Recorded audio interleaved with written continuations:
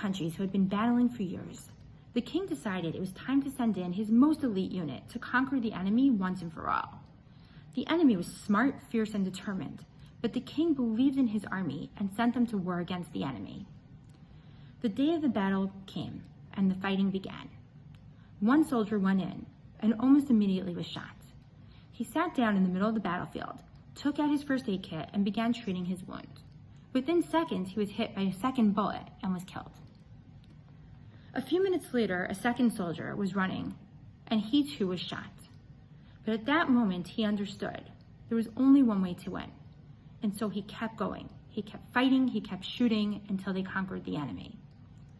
In this week's Parsha, we are commanded, Ki seitzei lemilchama al avecha. Go to war against your enemies. The Ohr HaChaim tells us there's a deeper allusion to our enemies, but this represents our battle against the seitzei. When we fight the seitzei, we can't afford to stop, or he will use the opportunity to defeat us. And so in our battle with the seitzei, we must keep going. In our work in NCSY, we are fighting this battle on a daily basis as the seitzei attacks the entire Jewish people in the battle of assimilation. Sometimes it feels like the bullets just keep coming at us. They come at us at the form of a society that challenges the fabric of our Torah values. The bullets come to us in the form of a global pandemic that shuts the world down. And so we have to ask ourselves the question, do we fight or to take flight? Because we can't afford to let our guard down and let the enemy win. So we have to keep going.